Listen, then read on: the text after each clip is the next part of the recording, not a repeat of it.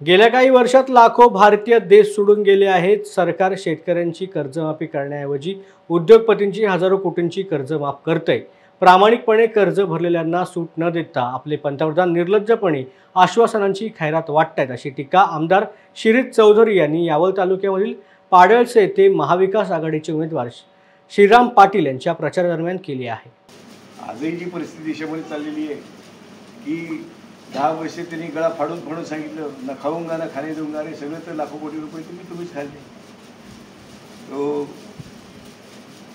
Election bond असो, त्याचा लाखो कोटीचा घोटाळा असो, का आणखी PM केअर फंड असो, 3 टाळक्यांच्या हातात ती सगळी लाखो कोटी रुपयेचा फंड आहे, त्याला नियंत्रण सरकारचं नाही। लोकांना खोटं बोलून, लोकांसमोर खोटं भासवून की हा सरकारी फंड आहे म्हणून त्यांनी निधी जमा केला आणि लबाडी करून ते सगळे पैसे स्वतःच्या ताब्यात ठेवले।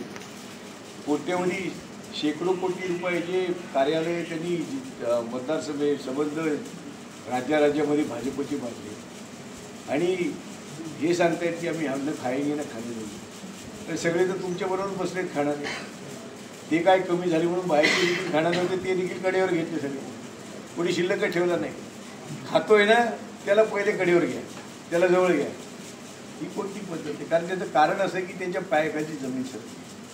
काहीही करून हे पैसे जमवलेले भ्रष्टाचारी लोक आहेत त्यांना एकत्र आणायचं, आपल्या दबावाखाली घ्यायचं आणि लोकांची मतं विकत घेऊन आपण राज्य करायचं, ही भूमिका त्यांनी ठरवली दिसते। त्यामुळे या देशातल्या सामान्य जनतेने हा निर्णय घेतला पाहिजे आणि घेतला आहे। या देशातल्या सामान्य जनतेने हा निर्णय घेतला आहे की यांना धडा शिकवला पाहिजे। या देशाची लोकशाही खतम करण्याची भाषा करणाऱ्या लोकांना या पुढच्या काळामध्ये सत्तेतून बाजूला हटवलं पाहिजे आणि म्हणून आपण सगळ्यांनी, मी तुम्हाला विनंती करणार आहे की आपण यावेळेस हे मत पक्षासाठी नाही आहे, या देशाची लोकशाही वाचवण्यासाठी आणि म्हणून हे आपलं मत, बहुमूल्य मत आपण श्रीराम पाटील यांना, महाविकास आघाडी, इंडिया आघाडीचे उमेदवार जे आहेत त्यांना द्यावं।